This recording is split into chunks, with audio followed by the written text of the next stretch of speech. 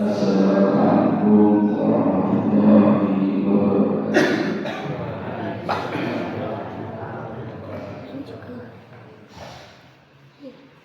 Alhamdulillahirrahmanirrahim wa syukuruhu wa rasulih. Allahumma sholli ala Muhammadin wa ala alihi wa sahbihi ajma'in. Amma ba'du.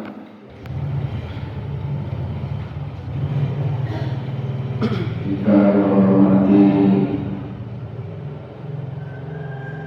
ta'mir sholat Ibu Amis dan menghormati bapak-bapak, ibu-ibu jemaah sholat subuh berjamaah.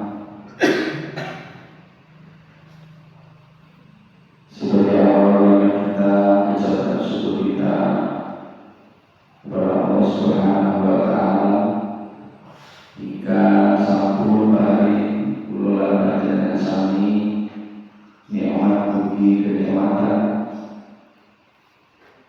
di antaranya adalah nikmat iman Islam, nikmat sehat walafiat, mugi nikmat sifat,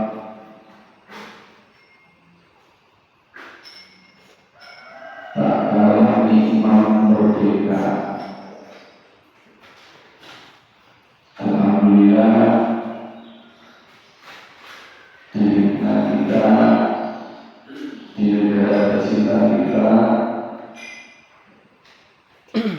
telah diberikan kenikmatan oleh Allah Subhanahu wa Ta'ala dimiliki nikmat merdeka.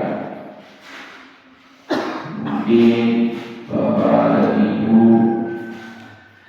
saat ini asik disuguhkan dengan tayangan di media, baik itu media cetak ataupun media elektronik.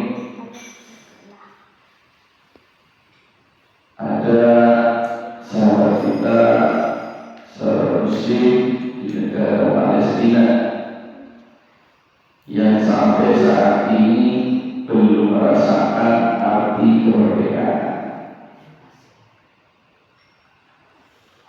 Kalau di Indonesia saat ini sedang diguyur hujan, di Palestina diguyur bumi.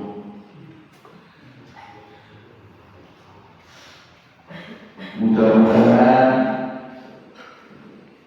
saudara-saudara muslim kita yang ada di Palestina tetap diberikan keamanan oleh Allah Subhanahu wa Ta'ala. Beliau yang sudah meninggal sudah mudah-mudahan meninggalnya syahid bagi kita satu orang sesama muslim yang jauh dari Palestina. Setidaknya kita perlu punya sentuhan. Di antaranya adalah kita doakan saudara-saudara kita yang ada di Palestina. Alhamdulillah, jemaah yang ada di Dukuh Kalioka, Dukuh Manis,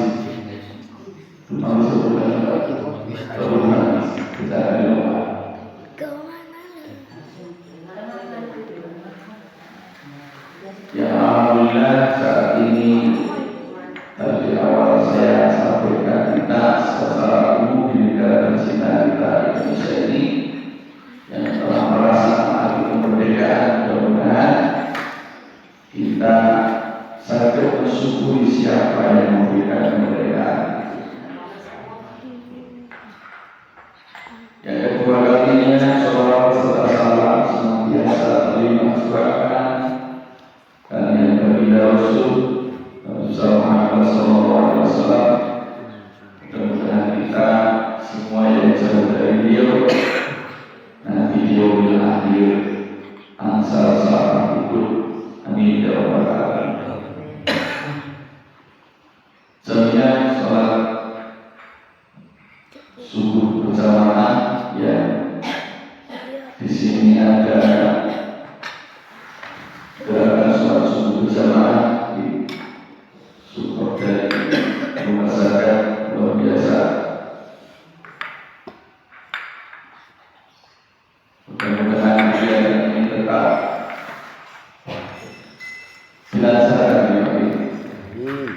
dilaksanakan oleh Allah.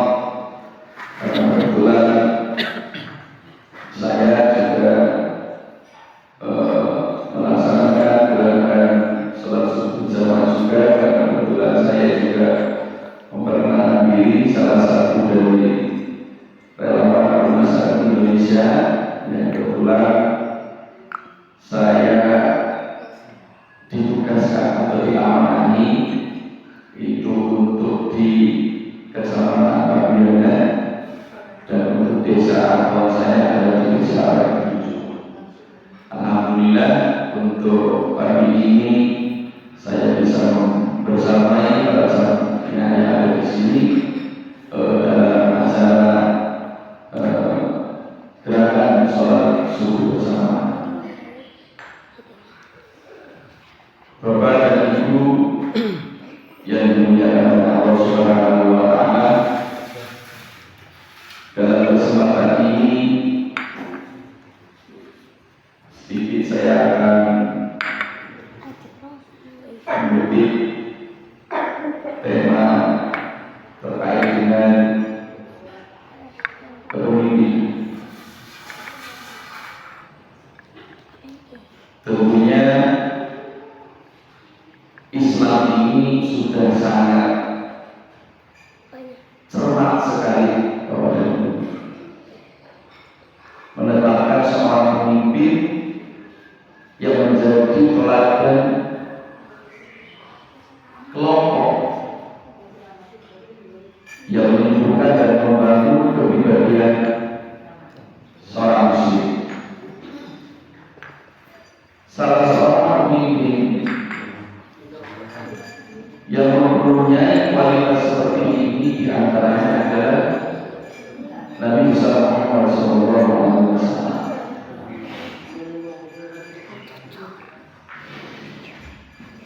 Rasulullah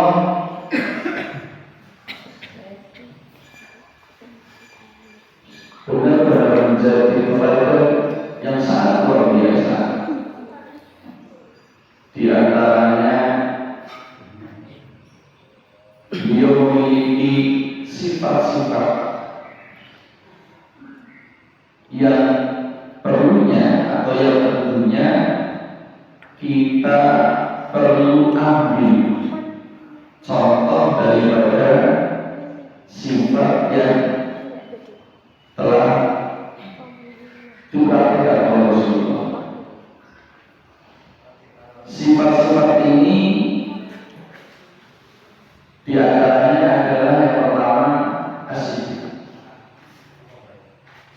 yang kedua aman,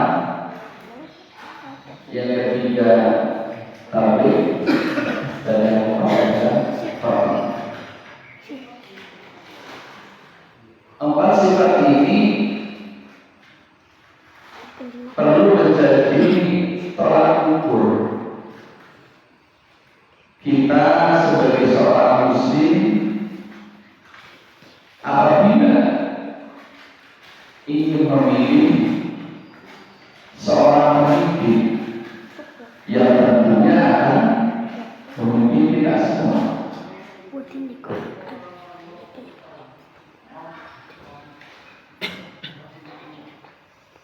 Kita kadang sering disuguhkan dalam pemilihan-pemilihan, baik itu pemilihan dari tingkat yang paling bawah, entah itu pemilihan RT, pemilihan RW, kepala desa, bupati, gubernur, bahkan presiden. Sekarang kita suka bingung, siapa yang kira-kira cocok, siapa yang kira-kira pantas. Biasanya gitu kan,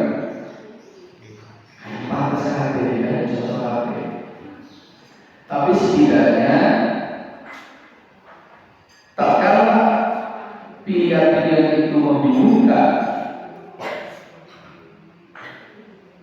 kita setidaknya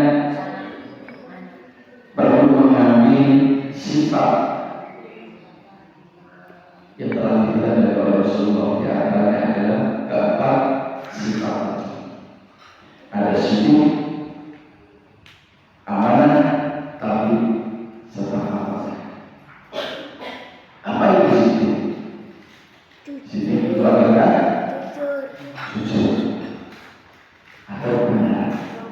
Perlu kita melihat dari figur tersebut bagaimana orang, apakah beliau itu jujur, apakah sering berbohong kepada kita, sering berbohong kepada masyarakat.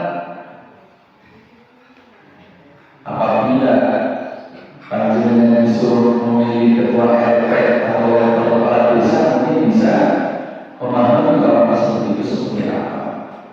Nah, kalau misalnya disuruhkan seorang bupati atau gubernur atau presiden, setidaknya sekarang sudah zaman canggih, sudah zaman teknologi, kita bisa melihat rekam jejak daripada calon-calon itu.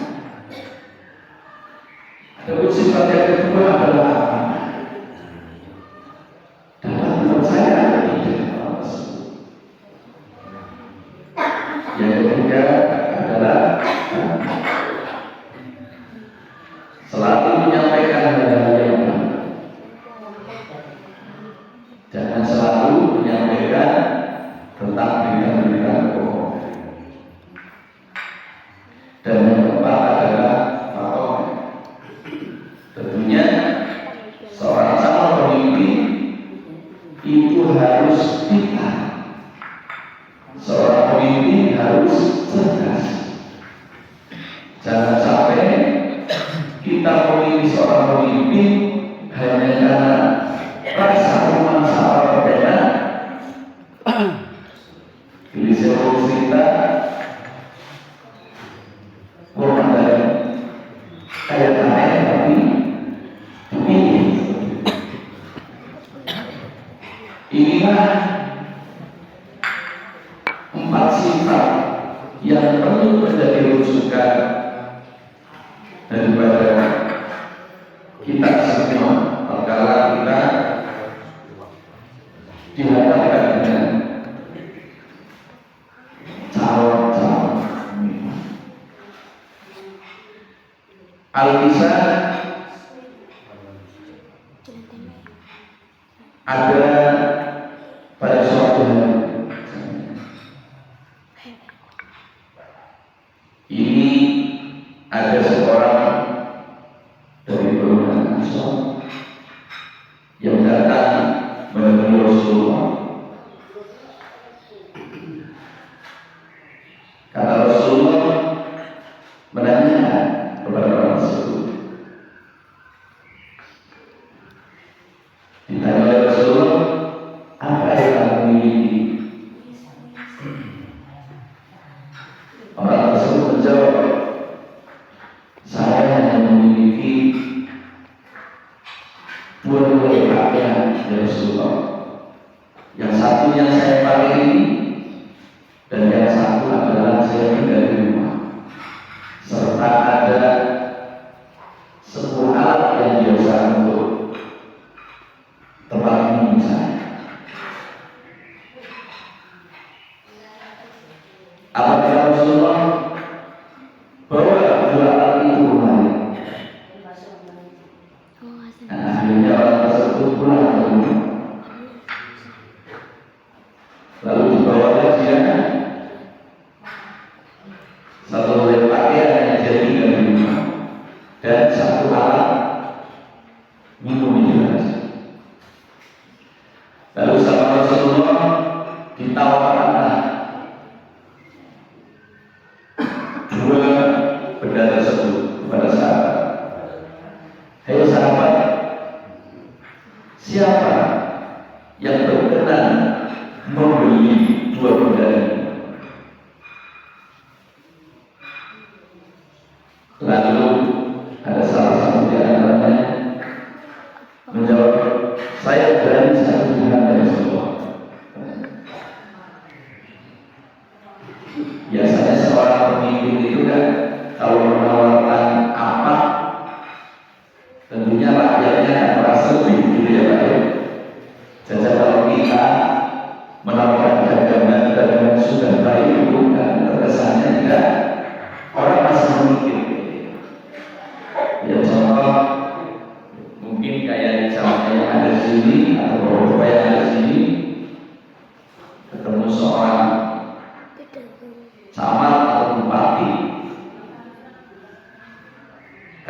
ini adalah sebagai idolanya panjenengan semua. Begitu menawarkan sesuatu, kadang kita semua tidak melihat barang itu baik tidak baik salah tidak, karena seorang idola itu pasti akan semangat mau beli. Nah, kembalinya terhadap kisah tadi, akhirnya Rasulullah menawarkan beberapa tersebut, dan ada salah satu sahabat yang saya siap ya Rasulullah, satu dirham saja sepemiliknya. Nah, Rasulullah masih menawarkan lagi, siapa lagi yang mau memberi dengan nominal lebih? Ternyata ada yang mau memberi dengan senilai 2 dirham. Lalu Rasulullah memutuskan 2 keberadaan itu diberikanlah kepada sahabat yang mau memberi senilai 2 dirham. Lalu uang tersebut sama Rasulullah diberikan kepada orang yang tadi menemui Rasulullah, yang meminta bantuan Rasulullah. Nah, setelah diberikan berhari itu kata Rasulullah, yang 1 dirham silakan buat beli makanan, yang 1 dirhamnya belikan kampak, kata Rasulullah. Paham kampak?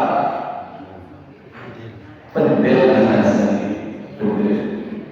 Tapi kata Rasulullah, setelah pendel itu kamu beli di pasar, bawa lagi berenang. Nah, akhirnya manut itulah, pergi ke pasar, yang 1 dirham yang belikan makanan, yang 1 dirham yang belikan kampak atau pendel. Setelah diantarkan Rasulullah, sama Rasulullah dikasih pegangan. Pegangannya ada beberapa kali hasilnya pegangannya. Luar biasa Rasulullah. Istilah duit, konbel kampak di. Kalau kayak hasilnya mungkin kayak dulu kalau hasilnya nya di pegangan kampak. Begitu ada ini. Ada yang berbeda, mungkin ada sih juga. Rasulullah sampai dibikinkan pegangan kamar tersebut. Setelah dibikinkan, diserahkan lagi kepada orang tersebut. Silakan pendel ini, kampak ini, kamu carikan kayu. Hasil dari pencarian kayunya, silakan kamu jual kepada orang yang membutuhkan, entah lingkungan setempat atau pasar dan sebagainya. Dan jangan kembali lagi sebelum 15 hari ke depan, kata Rasulullah. Manut hari itu. Setelah 15 hari, baru orang tersebut datang kembali ke Rasulullah. Kata beliau menyatakan, alhamdulillah ya Rasulullah, pendel atau kampak yang panjenengan berikan ke saya sudah saya praktekkan, dan alhamdulillah selama 15 hari ini saya mendapatkan 10 dirham. Kata Rasulullah, alhamdulillah, itulah sebaik-baiknya manusia. Janganlah datang dengan kondisi meminta-minta Rasulullah, karena tangan di atas lebih baik daripada tangan di bawah. Kata Rasulullah, orang yang meminta-minta itu nanti akan menjadi noda mereka. Jadi orang yang suka meminta-minta itu akan menjadi noda di wajahnya kelak di hari akhir.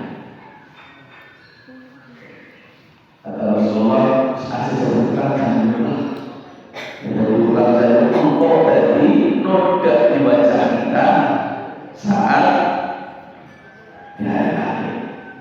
Kata Rasulullah,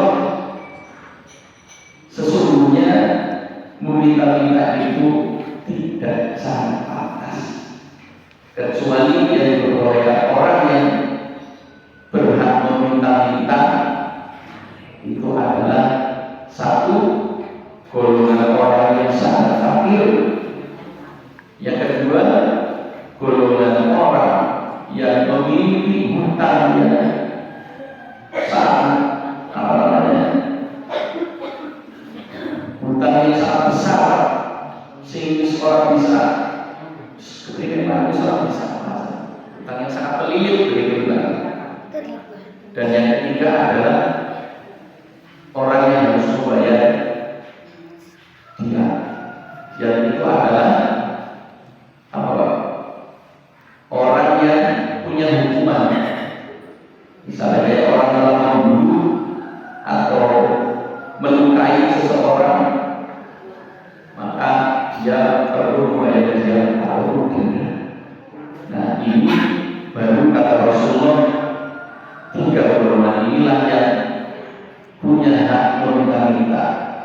Tapi ada masih seger, gue tanggungan juga berat-tanggungan yang begitu berat, kata Rasulullah, jangan meminta-minta, karena ini akan menjadi roda di muka kita.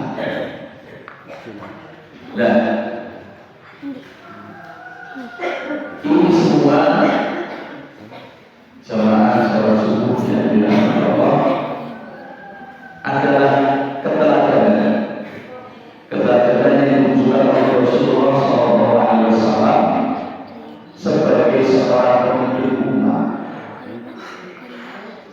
Oleh karena itu, yang namanya seorang pemimpin perlu menunjukkan sikap keadilan terhadap masyarakatnya, karena sejatinya seorang pemimpin itu mestinya memahami bahwa kepemimpinannya itu akan dinilai bertanggung-jawaban. Dalam sebuah hadis riwayat Bukhari Muslim,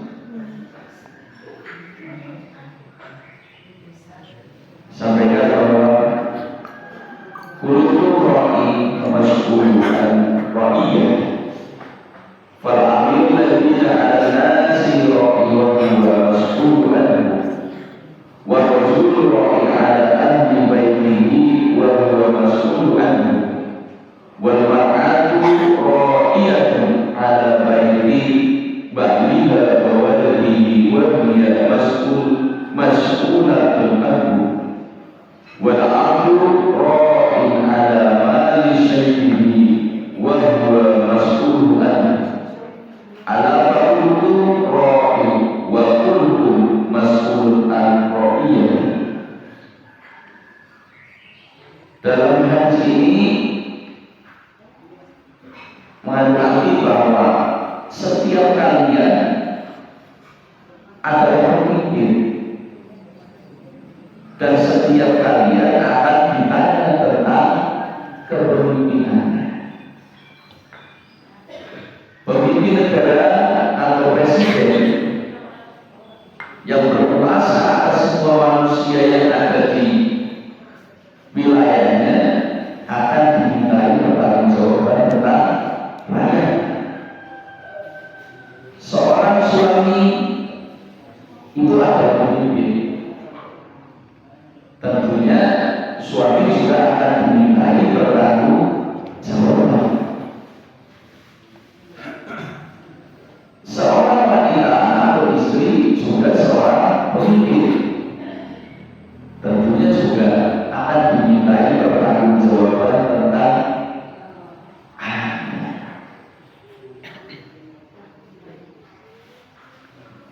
Termasuk pembantu ini juga ternyata adalah pemimpin.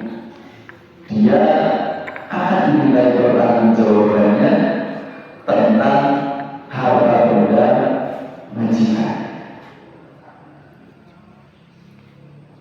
Hadirin jamaah sholat subuh yang dirahmati Allah, dari kisah tadi, dari hadis yang telah saya sampaikan tadi, jelas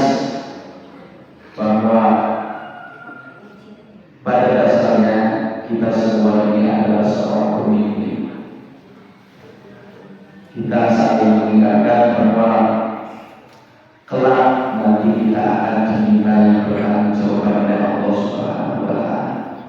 Maka dari itu kita perlu persiapkan, jangan sampai kelak nanti kita di hadapan Allah bingung apa yang akan kita lakukan saat kita dimintai pertanggungjawaban. Jangan sampai kita semua ini salah tak dalam memilih seorang pemimpin, karena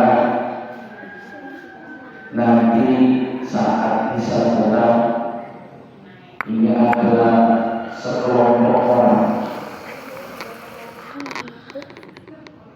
di mana dosa-dosanya itu setelah dicuci, bolak-balik dicuci, ternyata tidak bersih-bersih. Kalau ditanyakan, kenapa kok ada seorang yang dosanya sudah bolak-balik dicuci kok nodanya tidak hilang-hilang? Ternyata orang tersebut adalah orang yang selama hidupnya ini salah memilih seorang pemimpin. Luar biasa. Artinya kita memilih seorang pemimpin itu tidak hanya sekilas ragu, tidak ada pertanggungjawaban. Apalagi kita nanti akan menemui yang namanya pemilu demokrasi. Bagi kita akan menjumpai pemilu demokrasi, tentunya di situ kita sebagai warga negara harus mengikuti yang namanya jalan pemilu. Tentunya di antara orang-orang yang nanti menjadi kandidat di situ, Bapak dan Ibu perlu memahami setidaknya karakteristik daripada pemimpin-pemimpin yang telah disuguhkan. Setidaknya panjenengan perlu mengutip 4 sifat yang awal tadi saya sampaikan sebagai rujukan di mana siapa kira-kira pemimpin yang pantas buat kita semua. Karena jangan sampai salah, memilih pemimpin itu bukan urusan pakai perkayuan, pakai logika saja, tetapi harus benar-benar harus didasari dengan Jadi kita perlu memikirkan yang nantinya akan dipilih oleh kita itu nantinya di hari akhir nanti akan dimintai pertanggungjawaban.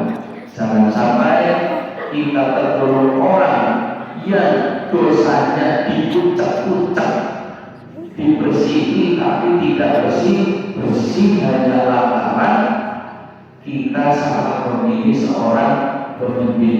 Karena nanti saat bisa datang pemimpin tersebut, kalau mereka itu masuk neraka, maka kita juga bisa ikut dalam rombongan pemimpin tersebut. Dan pertanyaannya, apakah mereka itu akan menyelamatkan kita? Kata pemimpin itu, saya masuk neraka karena dosa saya. Tetapi mereka pengikut saya itu bukan salah saya, tetapi salah mereka sendiri karena salah memilih saya. Maka dari itulah kita perlu hati-hati memilih seorang pemimpin, harus yang benar-benar sesuai dengan sifat-sifat setidaknya seperti yang telah diteladani oleh Rasulullah Shallallahu Alaihi Wasallam. Jemaah salat subuh yang dirahmati oleh Allah Subhanahu Wa Taala, mungkin dalam tema ini sampai di sini materi ataupun ya sedikit yang bisa saya sampaikan kepada jamiah. Mudah-mudahan Allah Subhanahu wa Ta'ala membimbing kita semua ke dalam jalan yang tentunya jalan yang diridhoi oleh Allah Subhanahu wa Ta'ala. Demikian yang dapat saya sampaikan, kurang lebihnya mohon maaf. Saya akhiri. Wassalamualaikum warahmatullahi wabarakatuh.